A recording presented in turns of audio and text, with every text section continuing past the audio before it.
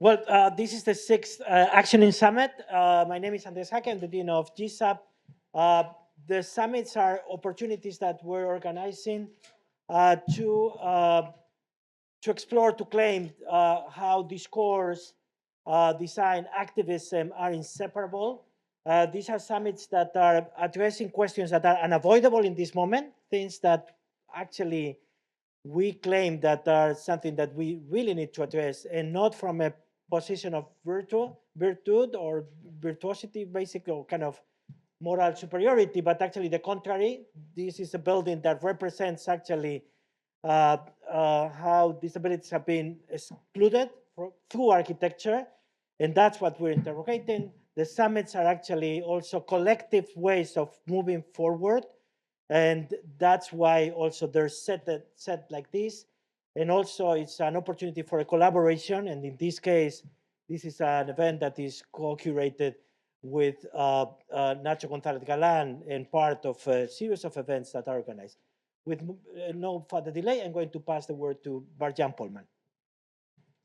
Hello, thank you, Andres, and good evening, everyone. We're going to get started, and a warm welcome to everyone of you. It was already said, it says number 7, but technically it's the sixth summit. And as you may or may not know, what is aimed at with this Actioning Summit is to discuss the how, the specific methodologies, and specific knowledge used by experts on a range of different topics that we consider, that we not consider isolated but fully intersected. And tonight, as you know, centers around the topic of disability, or more specifically, how to project disability forward. And so for those of you who are new to these summits, so far we have discussed with experts from the field of methodological questions around affordable housing, community engagement, AI, the scaling up of carbon sequestration, and more than human intelligence. And we have one session left after this, which is on the question of how to repair.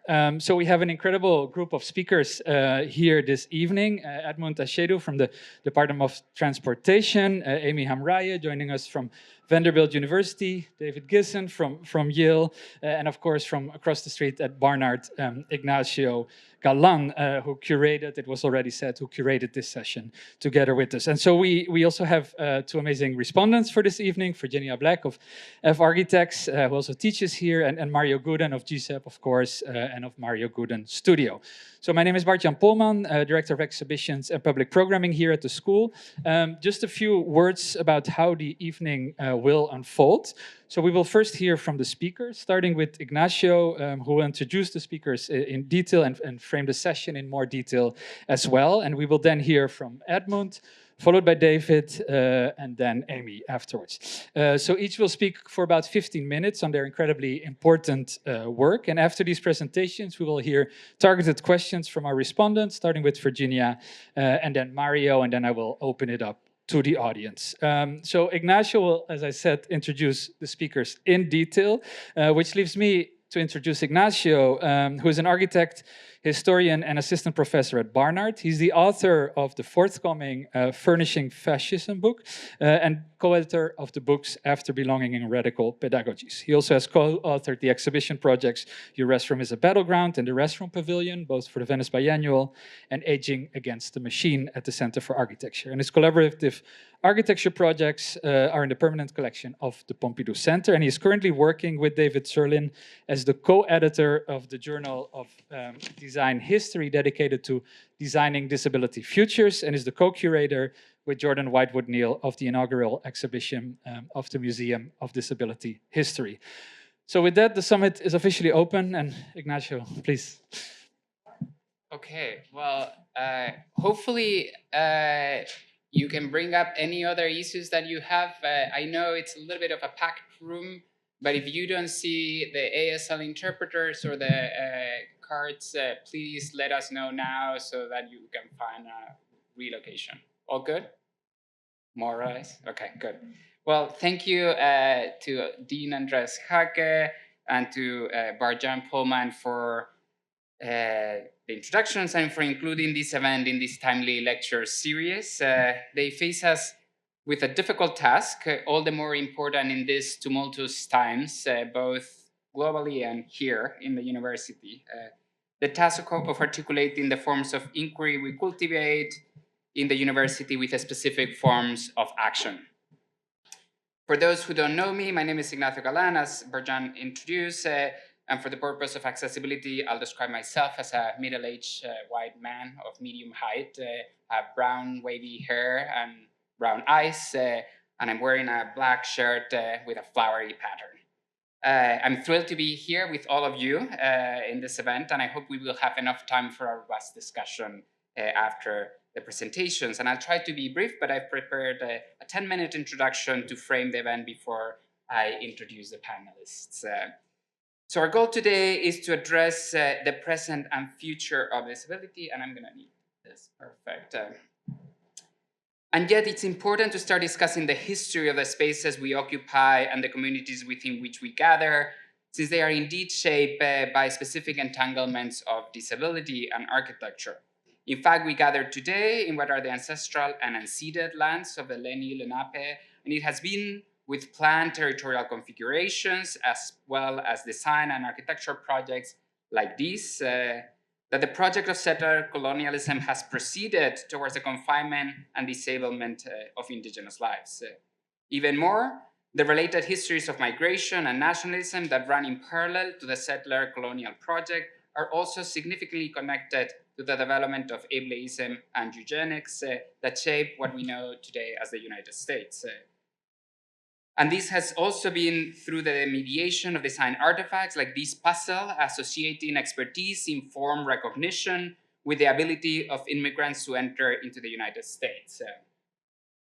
Both historically and today, the coordination of different scales of design with written laws regulates who gets to appear in a space and participate in public arenas like this, with ugly laws, for example, historically limiting the presence of disabled individuals in city sidewalks. The specific grounds in which we gather today and the work we do here at the university are also entangled with the history of disability. For those unfamiliar with this campus, before Columbia acquired this land to build its premises, this was the location of the Bloomingdale Asylum between 1821 and 1889, within a network of institutions where individuals deemed mentally ill were confined against their will.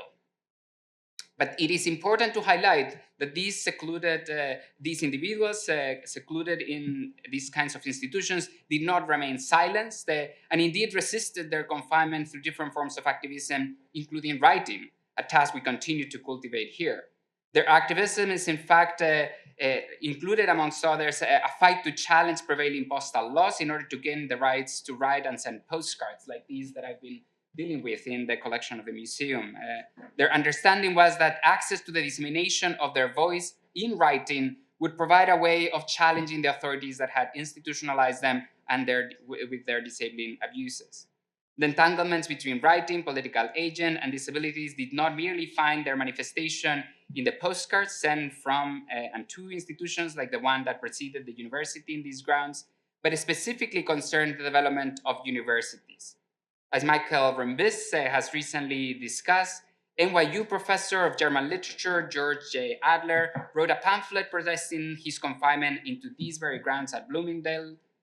And although he challenged the accusations against him, he requested that rather than having him convicted, if there was any issue, it should be the university that would need to be making changes so that he could continue to work there and more broadly, quote, to better suit the needs and mental makeup of employees. Anticipating environmental and social paradigms of disabilities, he argued that he was not the problem, the university was, and it was the institution that should be transformed so he could continue to write and advance his intellectual pursuits. His request was denied, and he died an incarcerated patient here at Bloomingdale 21 years before these grounds hosted a university, the institution he wanted to help advance. A lot is still left to be done to make a space for disability on this campus and in the university more broadly. To stay with the architectural dimension of this pending work, you might realize that we're meeting at Ware Lounge on the 6th floor of Avery Hall. And while I hold fond memories of many events and symposia in this room, arriving at it takes quite an effort for many of those gathering here, and the room has obvious limitations.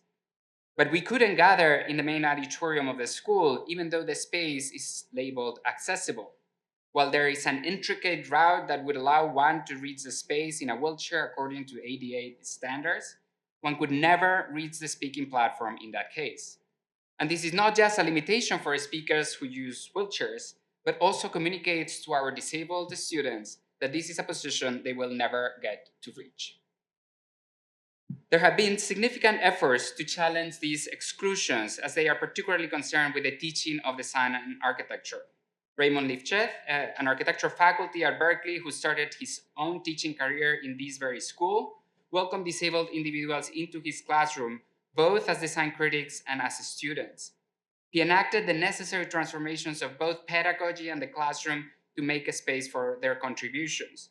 He simultaneously helped advance ongoing efforts to transform the campus to make it accessible in the process that center the perspectives of disabled students themselves. And you can see an image of one of those students with a Super 8 camera attached to privilege the point of view in the recording process.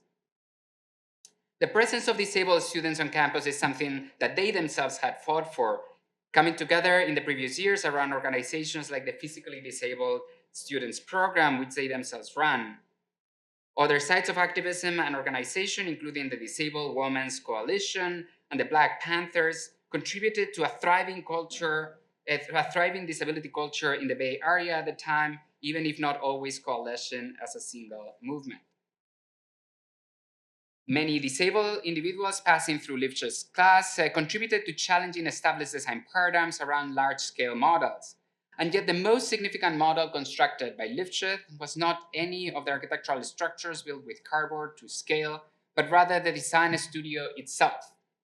It was the studio with its challenge to traditional roles and methods that appended established environmental and social hierarchies that characterize architecture and design pedagogy and practice, contributing to projecting disability forward, and as I have argued elsewhere, towards unlearning ableism. Now, it is the task of unlearning ableism and simultaneously rethinking architecture that gathers us here. The title of today's session, How to Project Disability Forward, is an invitation to ensure that the projections of the future in which we engage through the design and transformation of the built environment challenge ableism and appends eugenic imaginations.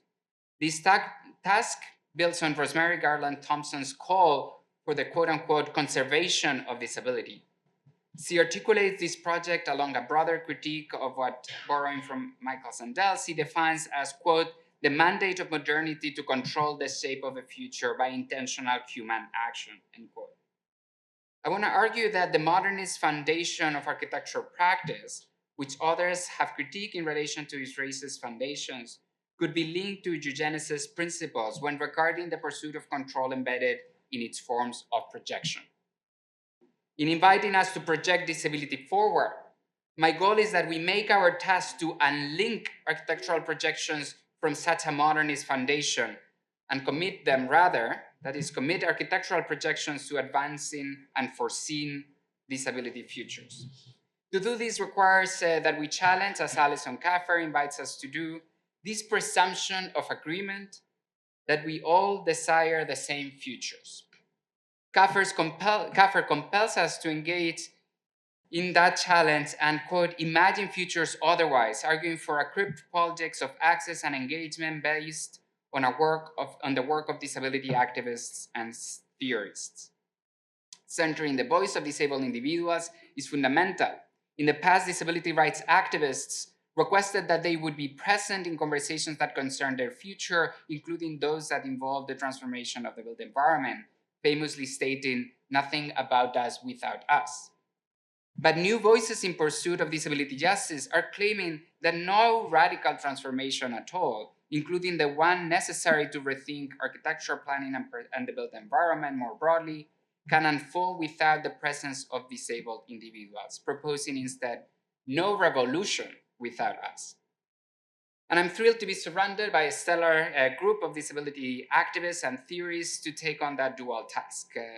But before I turn to briefly introduce them, I wanted to say that, as Andres introduced, this summit comes as a conclusion of a series of events that have also contributed to advance this work, with amazing scholars and practitioners, including Jeffrey Mansfield, who delivered yesterday the inaugural Keating Visiting Architect lecture at the Barnard and Columbia Undergraduate Architecture Department, and David Serlin, who presented his new book, Window Shopping, with Helen Keller this morning, with responses by Jeffrey and Rachel Adams.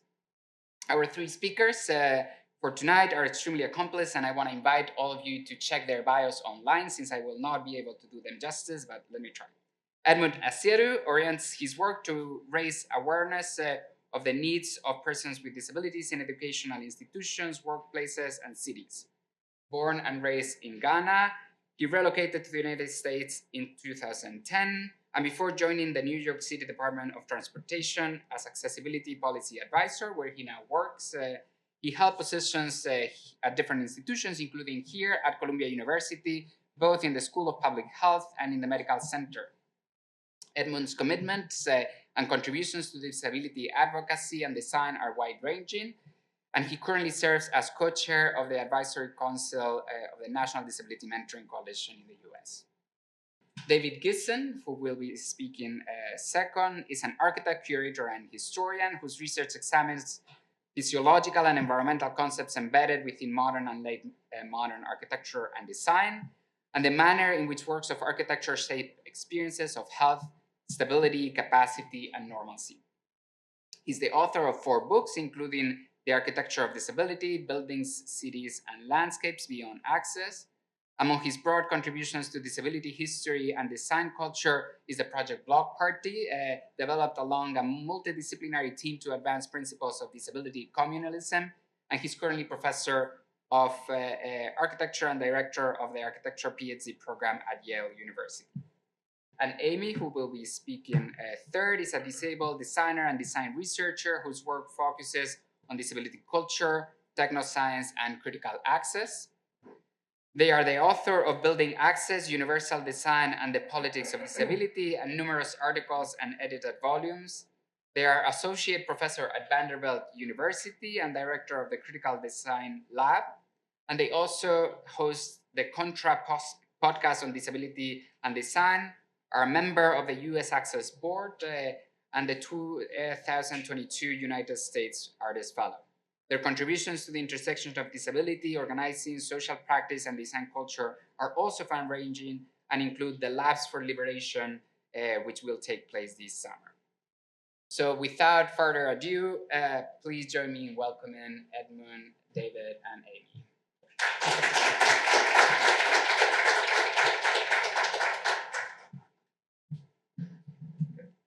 Thank you.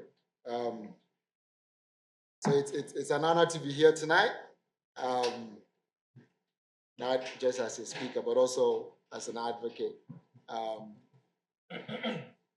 really enjoy talking about accessibility, not only because I have a disability or I benefit from everything that I advocate for, but it's because accessibility is good for everyone, whether you have a disability or not. It's something. So, I'll go straight. I had a long PowerPoint that I was gonna go through, but I think I have to go through, directly to what I work on at the New York City Department of Transportation. So, at the New York City Department of Transportation, as an accessibility policy advisor, and also an ADA coordinator, Americans with Disabilities Act coordinator, my role is sort of like I play a diplomatic role, right? It's like I want to make sure that I'm maintaining my job, and also I want to make sure that I'm getting what my people need, what individuals with this. So I'm going to talk about some of the projects that we've been working on over the years to serve the disability community and also everybody, because who doesn't walk on the pedestrian ramps? The curb cuts at the corners. Who doesn't walk over them? We all do, right? So cool. Who doesn't like elevators? So it means we all need some sort of like access at some point in time. So at the New York City Department of Transportation, we place accessibility at the center of everything we do. So for example, yesterday I was reviewing, one of the things I do is review designs before we start working on those projects. And I realized that a waterfront project had been designed by a consultant. And guess what happened?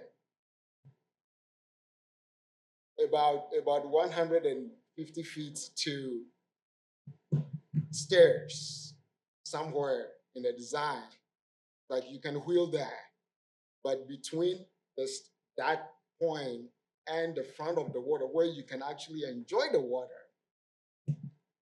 there was stairs. Can you? Oh, okay. Oh, it's here? Oh, okay.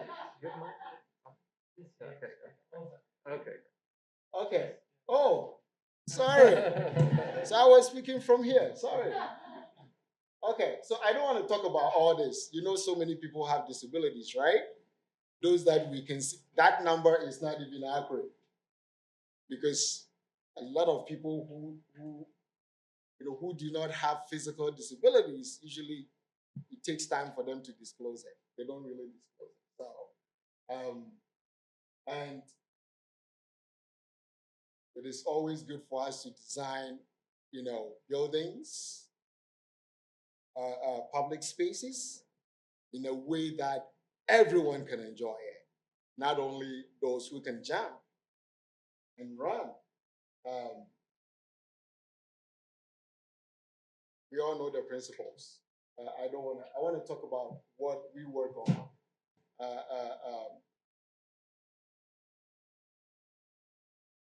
Talking about the benefits. Okay, this is yesterday we had a fantastic presenter, Jeffrey. Jeffrey is there. Oh, there he is. Yes. So Jeffrey told us so many things about the importance of the work that he's been working on with different consultants, and making sure that we are creating deaf spaces, like spaces where individuals who have hearing disabilities will be able to enjoy it and use those spaces for their, for their upkeep, for their personal development and achievements.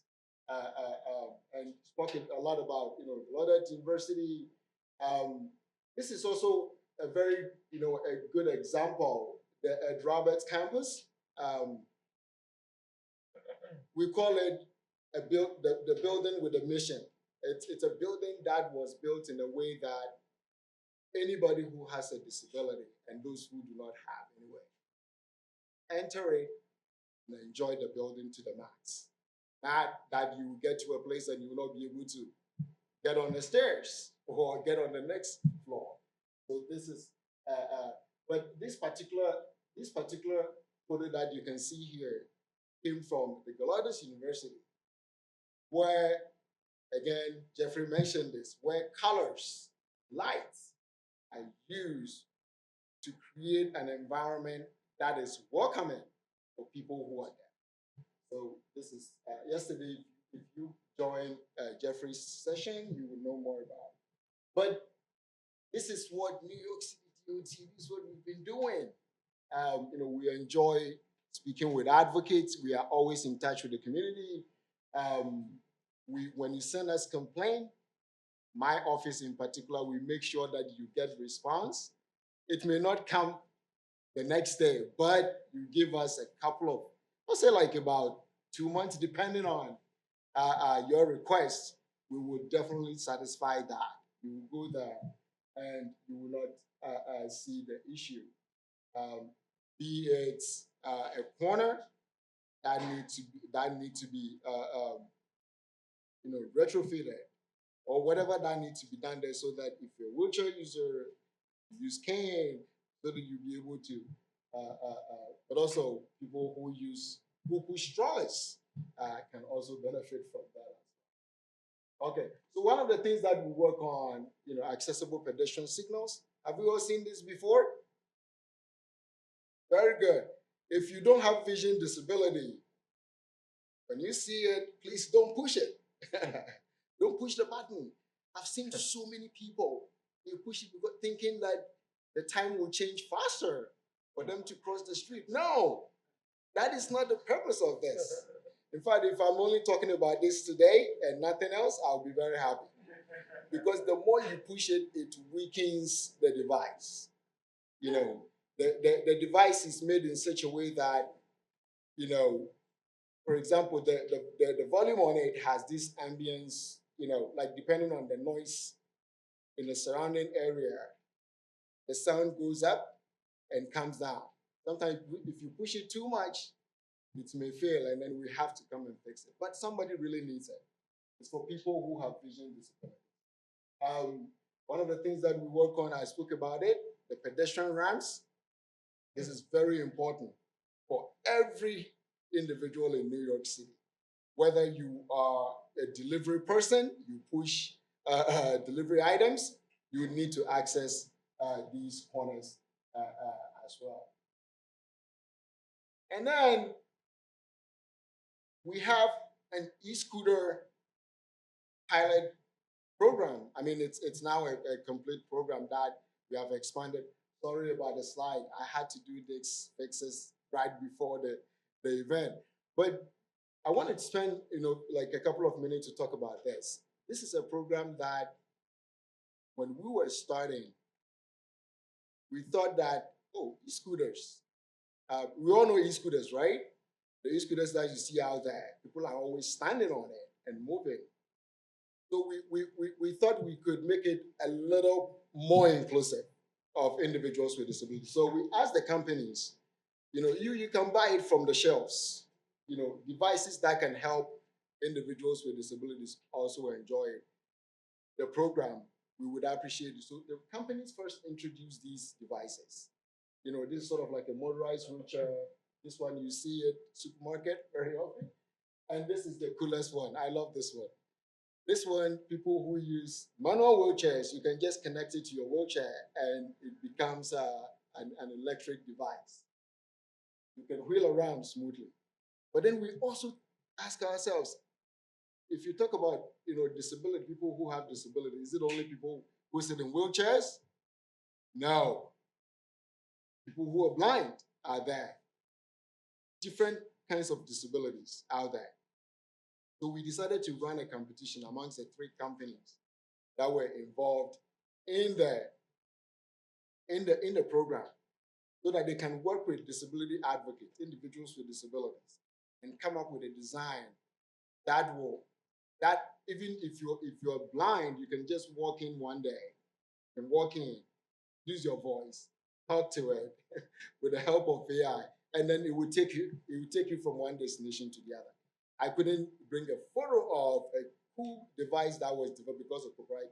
You know, I didn't want anybody to sue me because, but one of the companies, just listening to people with disabilities, was able to come up with a cool device that we are still working hard to get this device on the street of New York City one day. And our hope is that one day an older adult, senior, living somewhere, will walk into this device, and this device will help, you know, this individual go to, you know, a supermarket somewhere, go for shopping, use the device in a way that, you know, it will not be limited to only people who can run, jump, and stand on a device. So this is what we are also working on curbside charging pilots right now, where we are thinking about, we brought together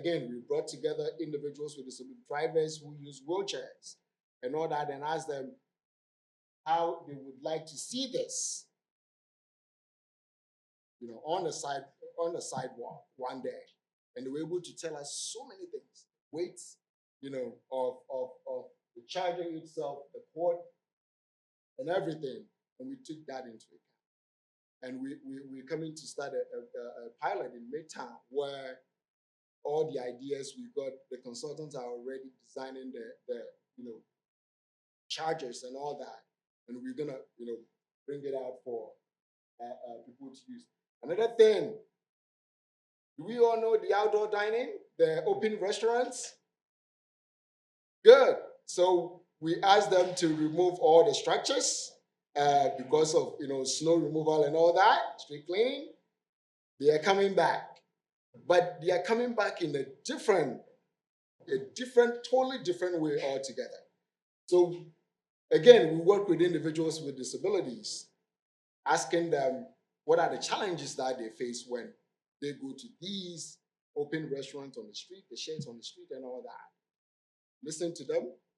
We brought a consultant face to face with these individuals with disabilities, and they came up with a whole lot of designs. Some of them were taken. So the fabricated shirts that you'll be seeing on the streets of New York City, beginning in April, very soon, you'll see them come in. They've been designed in such a way that if you have a wheelchair, you will get ramped to move, to get in, to get out. You'll be able to access it very well. We've educated the restaurant owners how to serve individuals with disabilities and all that. My time is running, but this is also another part of the program. Bus stop accessibility, we work on it. MTA work on the buses. They move the buses. We retrofit bus stops, make them accessible, and all that. We also fix sidewalks. Yes, so, and some other programs that we have at the New York City DOT. Yes, that's my advice. And get it out. So I'm trying to finish the two. Oh, this is messed up. But this is how we can support the diversity, when we want to use all-inclusive design. This is a video. When you get a slide, you can watch it. But as designers, and this designer probably is not only, it's not only for people who design buildings. If you start your own company and you are manufacturing something, you are also a designer. Whatever you're doing, at the beginning of it, always think about the underrepresented, those voices that are not, close to where you are. Those voices that you are not hearing that much. Think about that. And then once you identify them, reach out to them and ask them a whole lot of, that is a model we've been using over the years at New York City DOT. Focus groups, open mic conversations, and answers. You will be able to get a lot of information that will rather make your product the best. So whenever I'm talking to designers, whether it's DOT engineers, whether I am a consultant, my advice is always this. Think about the people that are not always here. And when you listen to them, everything will be good. Thank you.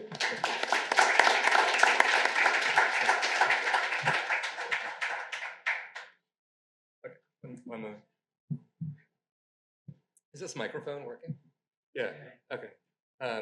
So first, Ignacio, thank you so much, and Dean Hucka for putting together this event. It's obviously really carefully thought through, and it's also great to be at a panel on architecture and disability in which everyone on the panel identifies as disabled, which is a real rarity. Before I just talk about what I prepared for today, I just want to mention I was a student here in 1993 for 1 year, and it was shortly after I became an amputee. I used to use a wheelchair, crutches for many years, and decided to become an amputee in the early 90s. And I was here for a year, and at that time, ADA, I think, was just a few years old. And although the school may have compliance issues now, in many ways, this building in particular was much worse. And I lasted here for about a year and had to move on to another architecture school. But I got this very nice apologetic letter from Bernard Tschumi about how sorry he was to see me go and watch me walking up and down stairs in this building. Okay, anyway, so here I am back in this room where I remember presenting my projects for the first time as a as a little pup chick, so it's nice to be back here. Okay. Okay, so do I just advance this? Okay, all right. What I call an architecture of disability, which is drawn from the title of this very recent book of mine that Ignacio mentioned, it expands, I think it expands, many of the ways that architects and historians address the topic of architecture and human impairment, if they address it at all. So typically, architects engage disability as a self-evident architectural problem of access and increasing or refining disabled people's accessibility and use of space. And so in addressing access, as this image also from Ray Lifshed shows, an architect attempts to resolve the disconnects between disabled people's needs and the relative functioning of existing and future buildings and urban spaces. Sorry, I'm speaking a little slower than normal, but I'm trying to accommodate the ASL interpreter. So an accessible interior, building, street, or landscape is one that disabled people can use fully, but also one in which the tensions between the functional needs of disabled people and the constructed space around them begins to disappear. And this is an image from Bess Williamson's and Amy's work on Ronald Mace. Oh, that's not good. Okay. Well, this is a true image description because none of us can see the image. Okay, so this is an image of Ed Roberts himself, who I think Ignacio showed early, and his architect, Sally Swanson, sitting in front of him. Ed is in an iron lung, and Sally Swanson's holding a drawing showing how they're going to redesign Ed's house in Sacramento around his iron lung so it can pivot around and be the center of space. Okay, so similarly, most histories of architecture and disability narrate the stories of disabled users and their struggles with their surroundings, or they create histories of architects' work in representing and accommodating disabled people. It's a black and white image, so it exudes history. So, of course, I encourage architects and advocates to explore disabled people's needs and the design of access, and I certainly enjoy reading historians who write about the experience of disabled people, many of whom are in this room. However, I believe that the politics of disability in architecture are far more extensive than the historic and contemporary problems of disabled users. And as a counterpoint, I want to explore how impairment and capacitation are situated within all of architectural knowledge and the production and interpretation of architecture in urban spaces. So in terms of a lecture on disability in architecture, this is an image I think almost everybody in the room knows. This will involve fewer images of disabled people and accessible design strategies. And rather, I want to begin this talk by introducing some ideas and images that enable us to understand how architectural knowledge and production integrate ideas about physical capacity, both today and historically. So for example, as I mentioned, I was a student here, I was often taught both directly and indirectly that architectural research required certain physical commitments. And this is something I learned as a student, not just here, but in other architecture schools, when climbing up multiple flights of stairs to study architecture, or as this image shows, even to go pick up a book and bring it to my desk right here in the studio next to this space that we're in now.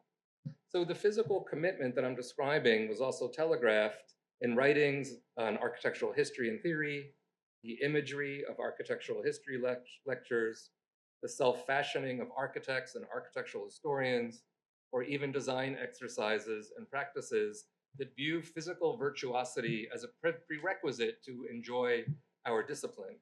And some of the earliest and most influential writings of architectural history argue, for example, that our ability to stand upright, to resist gravity, is essential in the aesthetic apprehension of the physical features of a building, like Heinrich Wülfing, Physical capacity is in some sense a requirement for architectural historic knowledge as that has been defined in the past. So among the numerous examples of this idea, and there are a lot, the architecture historian Rainer Banham often depicted himself in highly athletic ways in his historical and critical explorations of buildings and landscapes. Here he is on a catwalk in one of James Stirling's buildings and presumably gaining a deeper appreciation of it from his work here. So I question this and other examples of what I call methodological athleticism. I know that's a mouthful and a kind of horrible word, but it's an idea also illustrated here with Elliot Noy's lecture on balance in architecture and design. So methodological athleticism simply describes the belief that physical exertion and endurance provides the foundation to one's work and also gives it self-evident value. I think that's the critical aspect of it, and a kind of intensity. It's an idea that can be traced to European Romanticism in the 19th century, but that underpins many contemporary studies of architecture and landscape. And it's also an idea that's built into schools of architecture. It includes here the GSD's trays, or the 27 levels on 7 floors at Paul Rudolph's Yale School of Architecture, where I currently work. So my colleagues who explore histories and theories of design and disability often say that, quote, we should begin with disability, and I think they mean beginning with the needs of the disabled users of their buildings or designs. But to begin with disability, which I understand to begin with incapacity, also requires considering how ideas about capacity predetermine who gets to explore the topic of architecture in the first place. So exploring architecture and disability more comprehensively also involves reflections on aspects of architecture that seem so completely outside the problem of impairment. For example, the creation of architectural form and the physicalities embedded into that particular concept too, something I think these images of architects working at Eros Saarinen's office begin to demonstrate. The type of activity you see here isn't something that's incidental, but it's central to how architectural form has been conceptualized. And again, this is an idea that we can trace the German language writing as well. So a related and central question, showing lots of architects on stairs and catwalks, but just to make the point, a related and central question I have in my work is who can become an architect, which we don't necessarily think of as a question related to strength and ability, but as many of these images convey, physical vigor has become an integral aspect of architecture, pedagogy, and practice. So experiences of capacity and impairment permeate virtually every aspect of architecture. They're laced through a range of subjects. In addition to what I've already mentioned about pedagogy, history, and form, they also touch on how architects envision nature and landscape, development and urbanization, preservation, and as this image illustrates, building and construction. So if the idea of a more expansive politics of disability is hard to follow, the following is a simple example of how an architecture of disability might expand into more general questions. Most practicing architects in the United States are unaware that building construction in the US is the most disabling form of work by percentage of the workforce. 75% of career construction workers, 75% in the US will have a permanent impairment that will impact their ability to earn a living. And these problems, of course, are not unique to the US. This is Brasilia, okay. I really wish we had checked these images first, you know, yeah, okay. Okay, so this is an image of Brasilia under construction. There's a scaffold. It's also a black and white image of some people in a very precarious position building the underside of the Senate there, if you know the project. So by understanding how ideas about capacity, as well as impairment and debilitation are systemic features of architectural history and work, we can link explorations of disability to wider politics. So for example, in discussing construction, one can make connections between critical work on construction and the writings of people like Sergio Farro, Mabel Wilson here, Philip Bernstein, with future disability critiques of architecture. So what I call an architecture of disability doesn't just involve uncovering these aspects of the discipline, it responds by centering incapacities and weakness as an alternative set of values and spatial practices. Another way to put this is that I'm interested in exploring how depth can emerge when debilitation is understood as a critical point of view. And this draws on what scholars of disability call critical approaches to disability. And this describes things how impairments, infirmities, weaknesses become contributions to knowledge and variation versus problems that need to be overcome, which also relates to some of Amy's work for sure. So centering weakness can describe design methodologies that try to lower the physical intensity of design practice. And this is not a new idea by any means. For example, it's something Moholy-Nagy explored in a series of studios seen here, centered on the creation of tactile objects that were given both to his wounded World War II veteran students and able-bodied students at the Armor Institute of Chicago. As James Graham, a graduate of here, narrated recently, Moholy-Nagy was wounded during World War II in his left hand and was left partially paralyzed. And his own experiences and interactions with disabled people impacted this pedagogy more widely. So As both James and Jean-Louis Cohen have discussed, this is something latent within his design pedagogy, both at the Bauhaus, the Armour Institute, and IIT. So centering weakness can also describe an alternative set of physiological ideas that are built into structures and spaces. So for example, disability movements and their architectural patrons sometimes embraced forms of cliched disabled work like weaving or textiles as a way to reimagine construction practices. In the 1920s, Adolf Loos and Josef Frank proposed textile divided interiors for their lightweight in their design for wounded World War I veteran housing. This idea was resurrected by the radical Green Lawn movement in Japan, who also in the 1970s explored textile interiors for disabled people so they could be moved around easily. And today, architects like Brioni Roberts embrace textiles for projects engaged with impairment. Centering incapacity also extends beyond the physicalities of people to the ways in which environments and landscapes become mirrors of physiological values. Today, many landscape architects concerned with environmental degradation evaluate the species of flora and fauna in their designs for their vitalism and their vigor. Plants are specified for their ability to absorb more carbon. Certain species of aquatic life become important and valuable because they clean water more thoroughly than others. But one can have a greater range of biological characteristics that you can imagine within a landscape beyond biological function and strength. This can include comparatively weak forms of nature too. An example of that is shown here. This is a structural stanchion that was developed for an experimental series of tree plantings outside Madrid, Spain.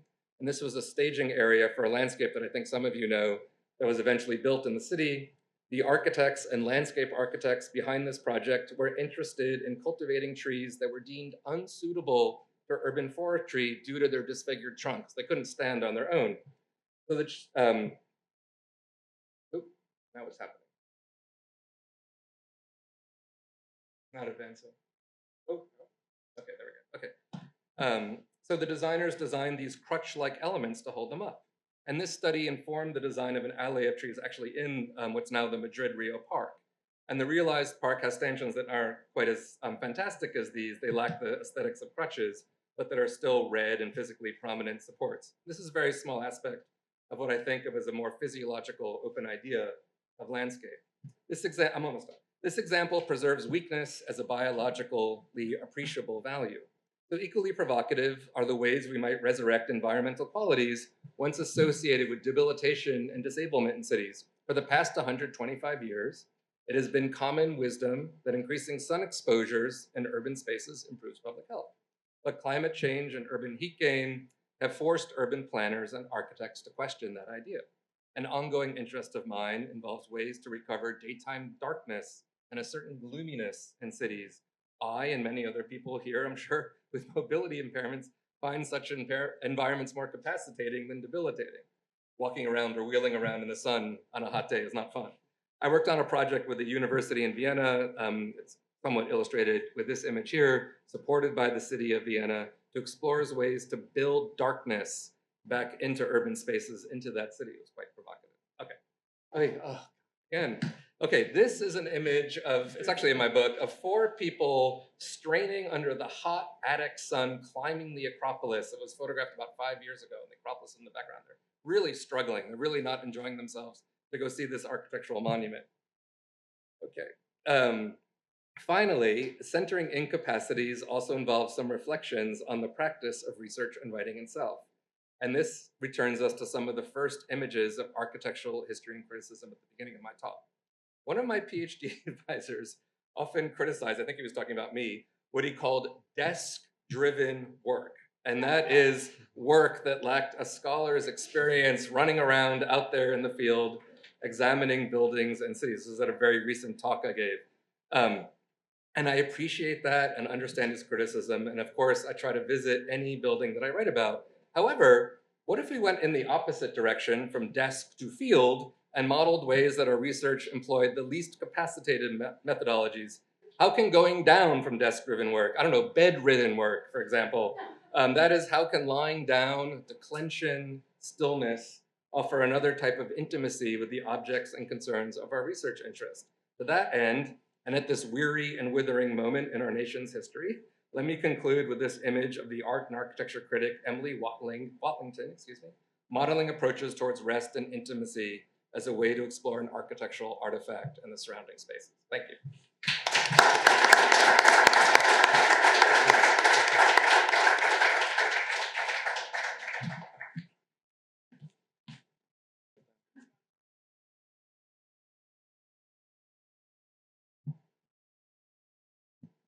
Hello, is this on? Okay. Thank you so much to Columbia, GSAPP, and also to Ignacio for organizing this event. It's wonderful to be here. I'm going to talk a little bit about my historical and activist work that focuses on the question of access. And as Ignacio said in the bio, I direct the Critical Design Lab, which is a multi-institution collaborative of disabled artists, designers, and researchers. Some of our members are here. And I have been a disability justice organizer for a long time alongside the historical work that I do on histories of disability, design, and technoscience. And then a few years ago, I started doing this weird thing, which is that I started to work for a federal agency that writes accessibility standards. And the reason why that's weird is that I spent the rest of my career critiquing that, and then I got to do it. And so for now, I am still a federal employee, although I'm very sure that's not going to be the case the next time you see me. So when I started writing this talk, I was thinking about how earlier this year, the Trump administration issued an executive order banning DEIA. The A is for access, and it was actually added by the Biden administration. And then later they came back and said the A was staying because federal law required it, but the rest was going, that diversity, equity, and inclusion were in violation of federal law, which is kind of weird. And this happened at the same time that 17 state attorneys general used objections to gender-affirming care as a pretense to try to overturn one of the foundations of US disability rights law, the Olmstead decision, which says that schools and businesses and things like that should be desegregated. And in the last few weeks, federal accessibility guidance on several issues has been erased from the DOJ website. So what had been kind of slow and consistent attacks on gains and disability rights on different forms of access required by law has become a sprint. And alongside this, we have many forms of preemptive compliance by corporations and universities, as you all know perfectly well here. And the ways that these decisions of doing preemptive compliance with various forms of new policies by the federal government across the United States are normalizing this happening more and more at different universities and making it more allowable. And so I've been thinking about what it means to be here or to be talking about things like access when our colleagues are being detained and students are being deported, and also all the while the rest of the news on immigration, healthcare, trans rights, and many other issues just proliferates every day. And the thing that I keep thinking about is how the concepts of access and disability weave through all of these attacks. From challenges to health insurance coverage, to the elimination of supports for disabled students, to the commingled scapegoating of disabled people, trans people, and immigrants in the particular way that federal funds are held hostage because maybe institutions that hardly had pristine track records in inclusion maybe once behaved sort of inclusively in a way that now is causing them to be punished.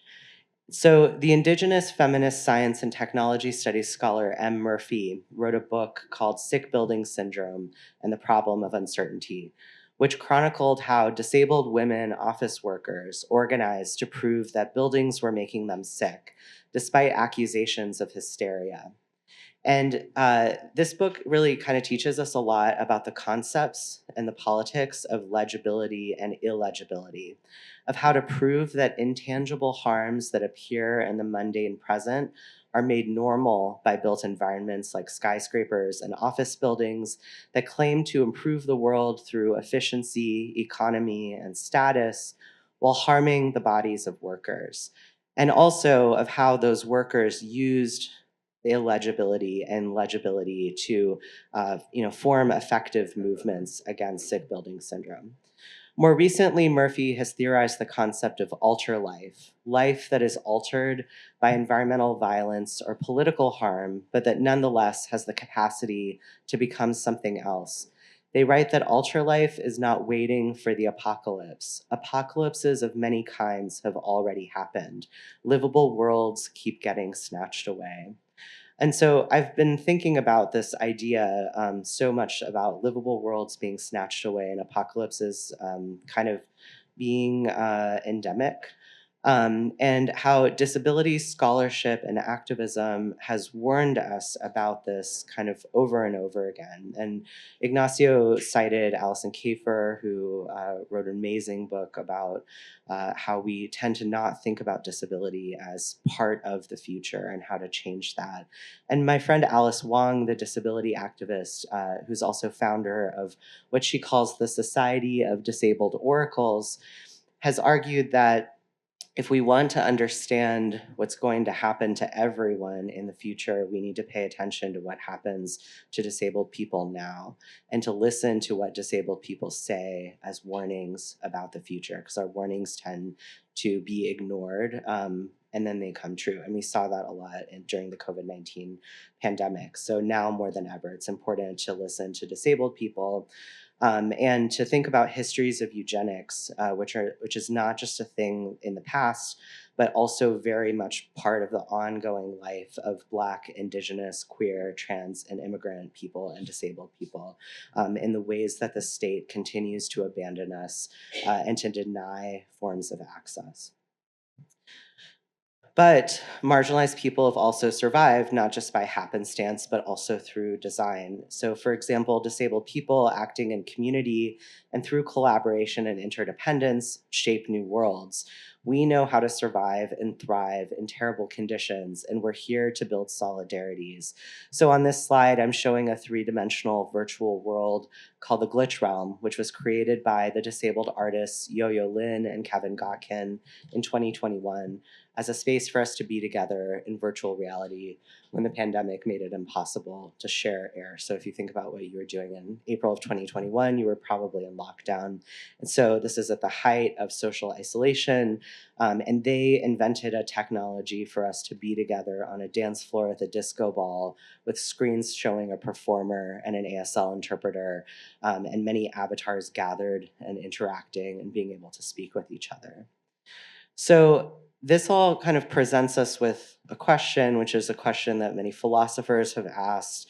Also, the designer Sarah Hendren asks in the title of her book, "What can the body do?" But for me, it also raises an equally significant question, which is what can access do and what can access be? What are the politics of access? What is it for and who benefits?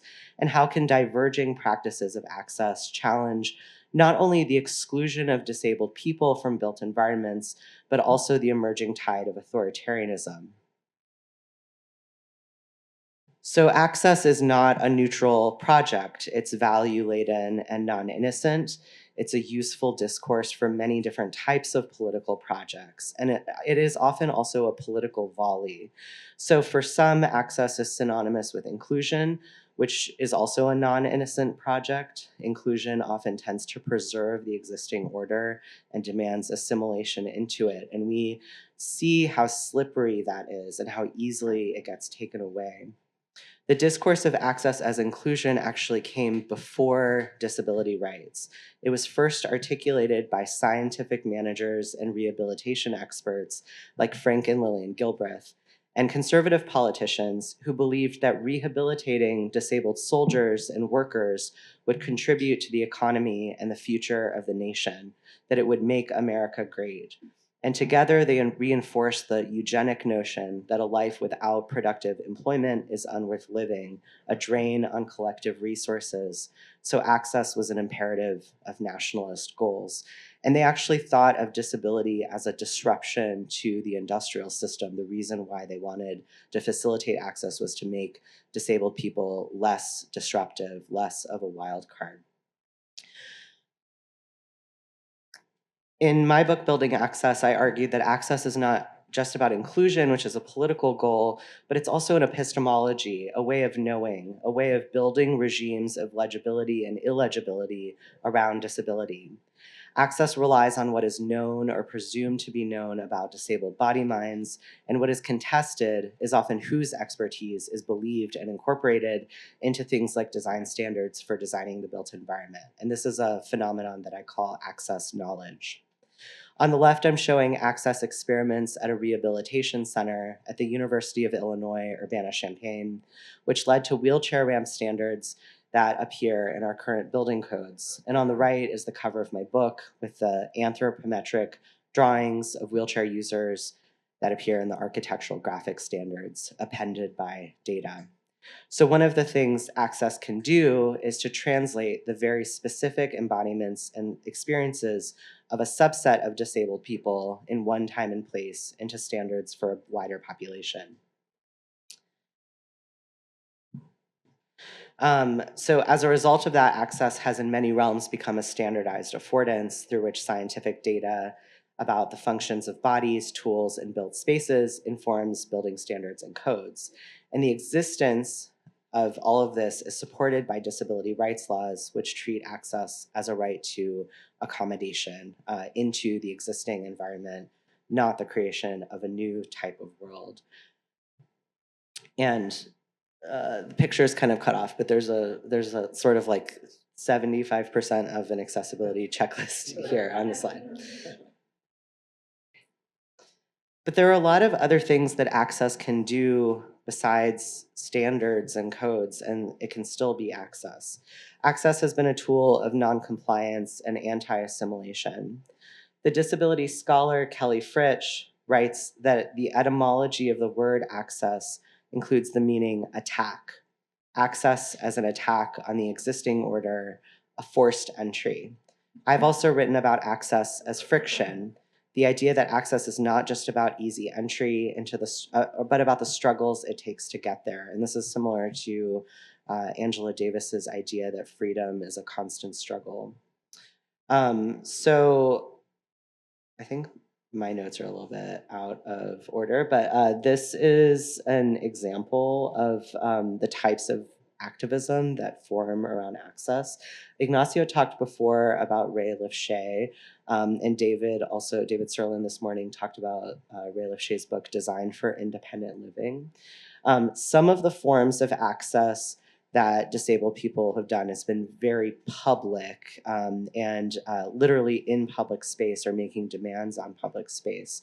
These are like the more legible forms of access politics. But the types of access politics we tend not to know very much about are the ones that kind of happen behind the scenes. And an example of this is the way that disabled architects specifically have done research and generated knowledge and built curricula and built practices that do not announce themselves necessarily kind of in the public eye in the way that disability activists tend to do direct action and things like that, but are nevertheless very potent. And this is what I call epistemic activism. The word epistemic means having to do with knowledge. So Ray Lifshay and his colleague Barbara Winslow at the UC Berkeley Architecture School practiced epistemic activism when they worked with the radical disability rights movement to document for architects the way that disabled people were not only redesigning the world out of like habit or necessity, but how this fundamentally challenged the discourse and practice of good design. And in their book, they argue that design that centers assimilation, like assimilating disabled people into the existing environments rather than changing how architects practice architecture, is doomed to fail, because the fact that disabled people exist and have important design expertise and things to say about good design means that the practice of architecture is just partial, that it's a form of partial knowledge. And so these arguments are a form of activism from within the architecture profession that resisted the hold that medical and rehabilitative and industrial forms of knowledge had on architectural conceptions of disability. And I'm actually working with my colleague Bess Williamson and our editor Peter Martin at Minnesota right now to get this book reprinted. So hopefully y'all will get to read it soon. It's really amazing. So one of the things that I learned in the course of writing my book was about how disabled people lived, advocated, and designed before the ADA. So before laws existed to protect disability access as a civil right, and before the state acknowledged disability as a protected category or a category of citizenship. And also before access became something that the state could take away. So many of their strategies were kind of sneaky and also strategic and rhetorical. And I think there's a lot we can learn from them in this moment because they operated below the thresholds of what could be perceived using the resources and the platforms that were available. The disabled architect Ron Mace, who was one of the first architects to go to architecture school in North Carolina, he had to live and do his studio projects in a rented trailer because the building was inaccessible. He ended up being an early accessibility standards expert, but he was also the person who coined the term universal design in 1985 in the article that I'm showing here. And he was really good at epistemic activism. He would do things like he would get grants and he would be contracted to write about accessibility standards and codes in the typical way. And then he would use those resources and the space of the document to do really radical things like write manifestos about why standards and codes are the completely wrong way to approach access. And so he offered early practices in in my book I call critical access that recognizes the urgent need for design that facilitates belonging and it problematizes the values of productivity and inclusion that those like earlier scientific managers and people like that brought forward. And he offered the concept of universal design as a critical concept. So early on, the way that he talked about it meant that if we prioritize designing for disabled people, then many types of people will benefit. And because disabled people are one of the largest and most powerful minority groups in the country, the stakes of access ought to be understood as very high for non-disabled people.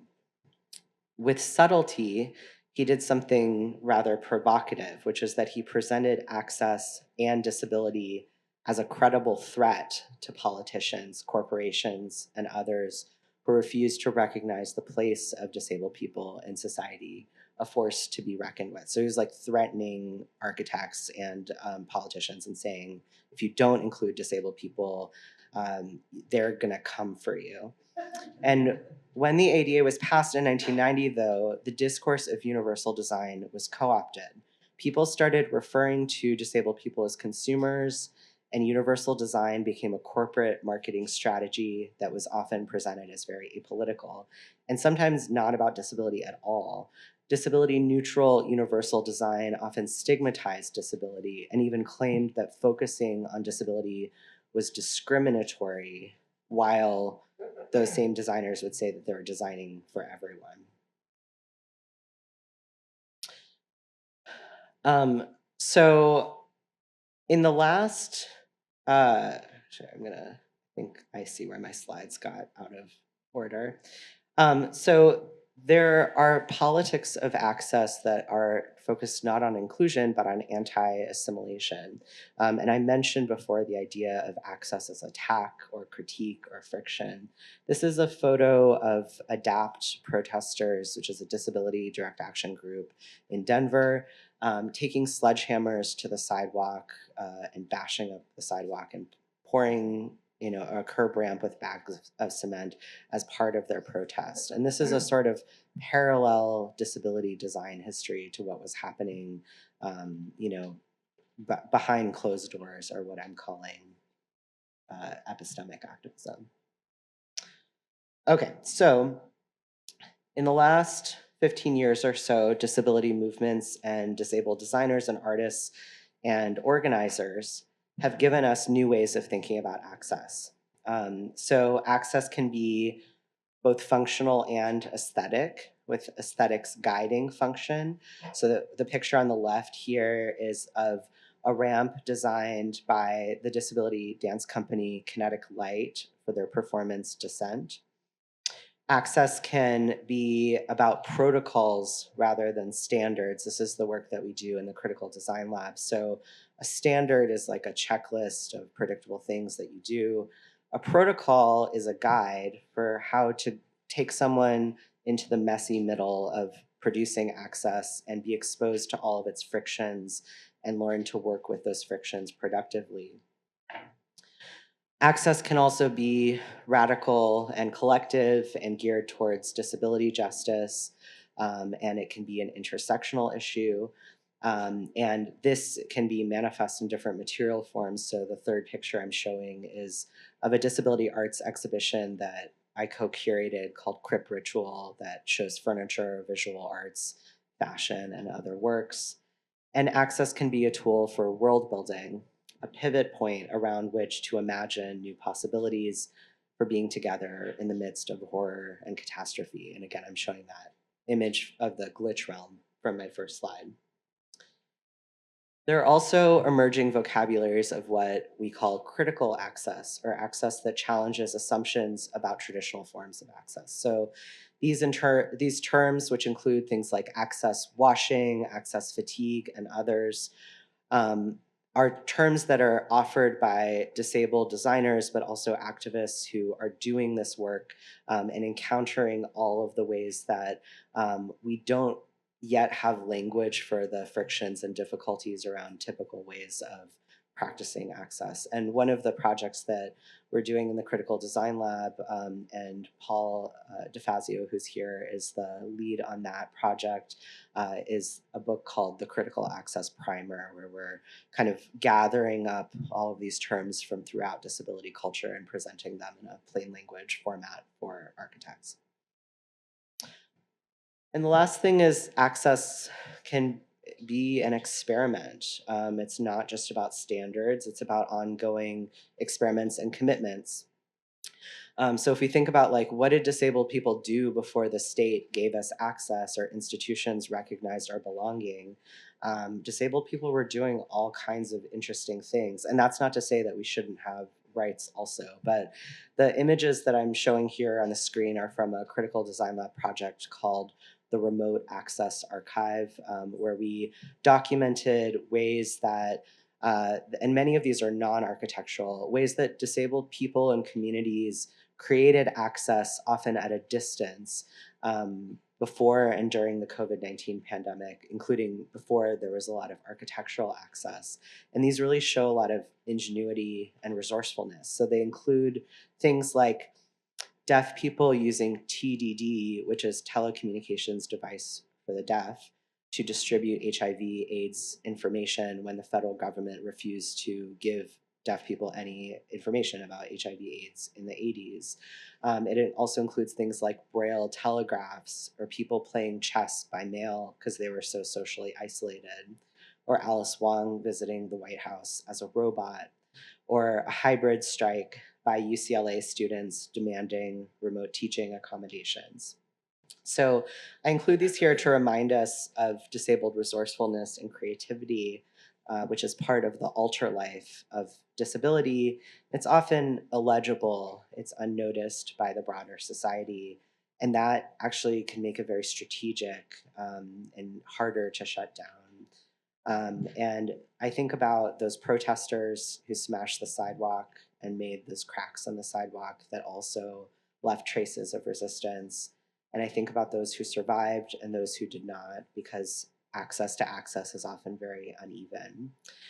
And the last thing that I want to just kind of leave us with is I've been thinking about disability and shape-shifting a lot, because I think that there's a way in which people with marginalized identities have to learn to navigate hostile worlds that is not just about declaring the publicness of all of the things that we want and need, which we obviously will continue to do, but all the other things that people don't know that we're doing that continue to get us what we need, even when the state is denying us those things. I think you all know what I'm trying to get at here. So I'll just leave that there, and I look forward to your questions.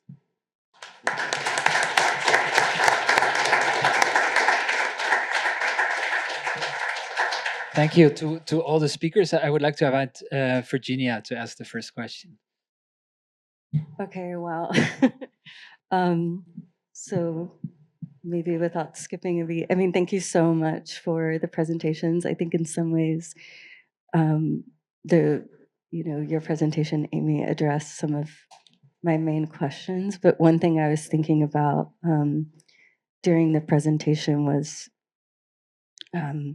about like thinking with technoscience and like this presentation of Rainer Banham with this like very ableist stance, and for some reason thinking about what I share with Rainer Banham beyond this fascination with LA, which is like working at the limits of my bodily capacity, and how disabled people are always doing that all the time in such a creative way, and how often like when we're asking for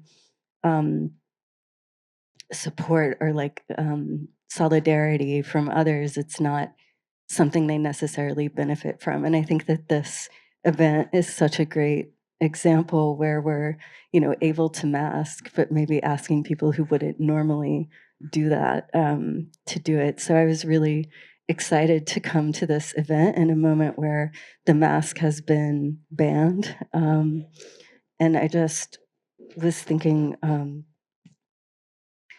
how there was a moment where this pro mask like totally turned so quickly. And then at the 3 universities where I was working, I was required to mask. So with this pressure of tuition dollars and federal funds, there are these requests and these bans to do that. So I wonder how disability and this like collective action today offers a condition for possibility, like beyond just capitulation, but for a different kind of ethic of care. And I think Amy alluded to that, but I wonder if, others have answers for this.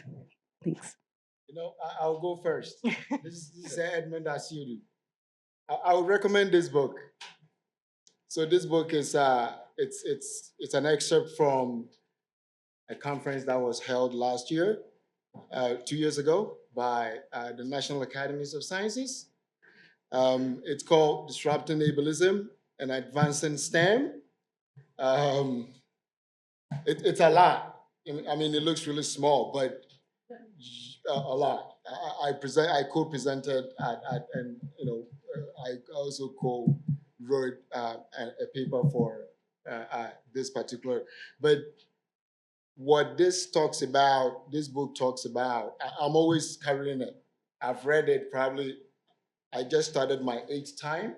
I mean, because I have kids and have to take care of them too. I could have probably, read more than it. But I think everything that you said there is totally valid, and I have been one of those people that believe that individuals with disabilities, we are always, sort of like we are always targeted, right?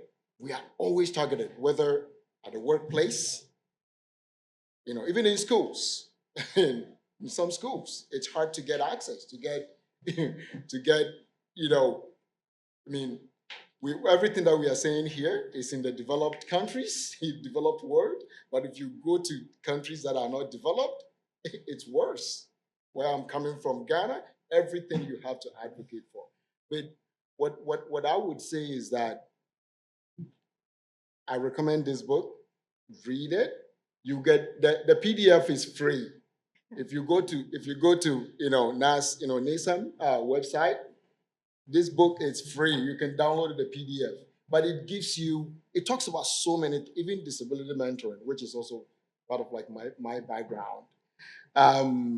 and it will give you the tools, right? Like that will sort of like arm you in every. I mean, I'm also an advocate. Sometimes you have to break the last speaker mentioned.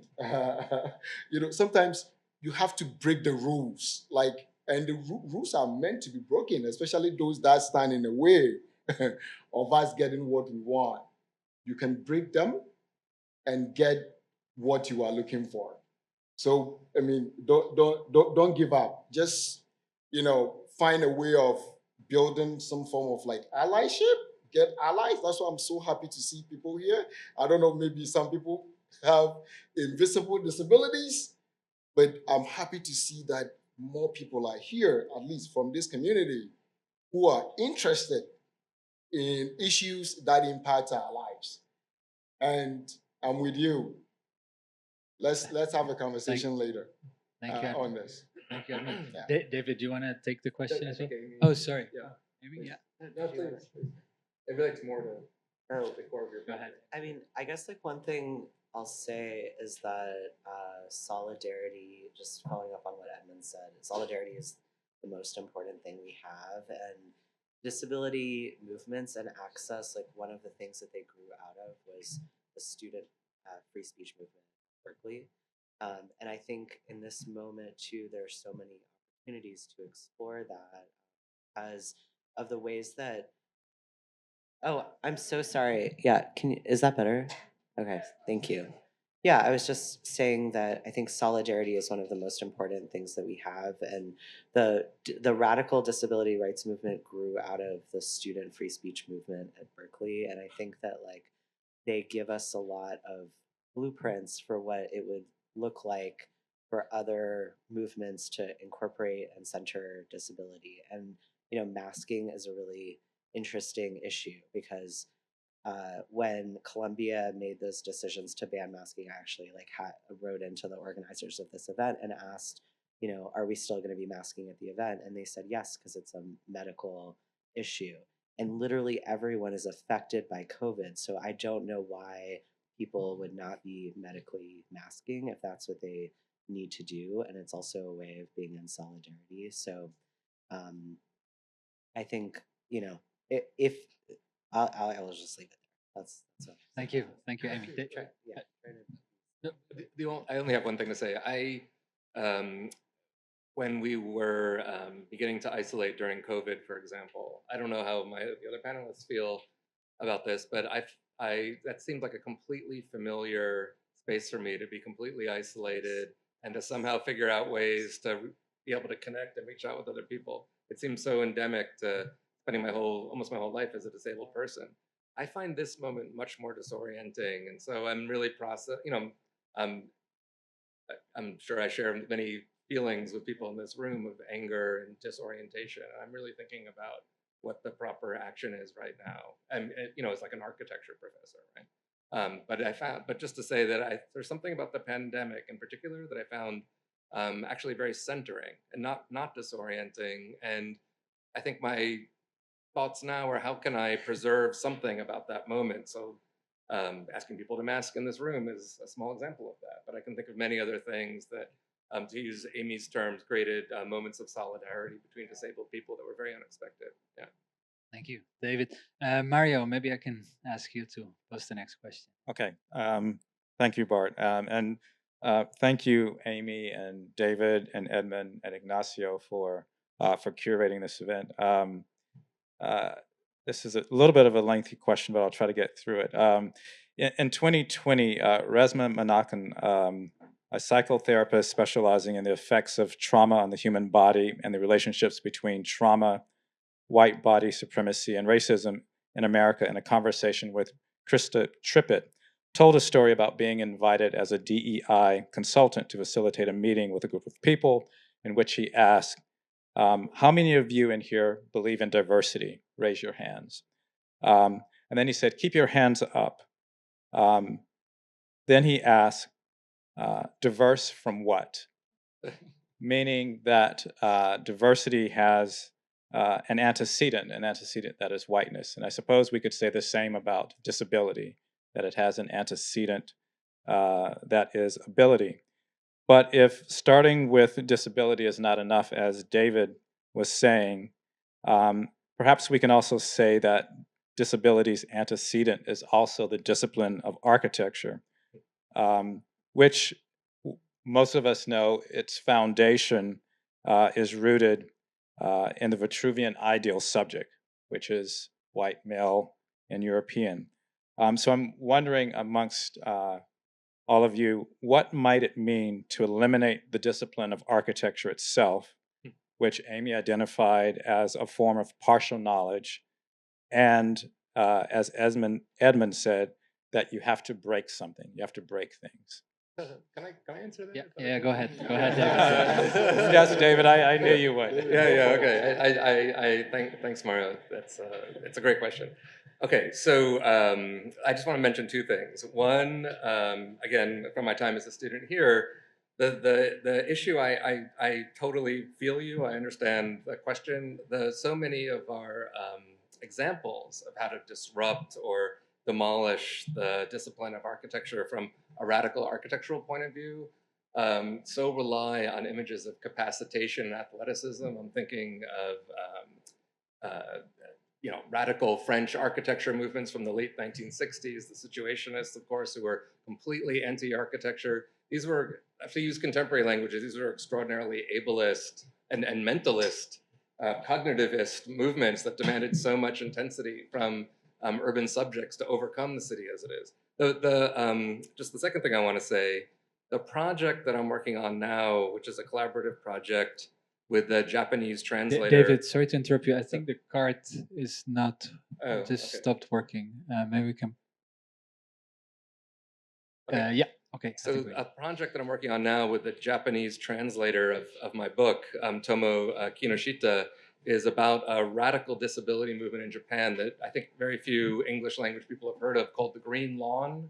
I mentioned them earlier. Green Lawn was a group of young men and women with cerebral palsy in Japan, and who were confronting eugenic laws. There was a law literally called the eugenic law that said that if you had CP, that you basically could not become pregnant or have children.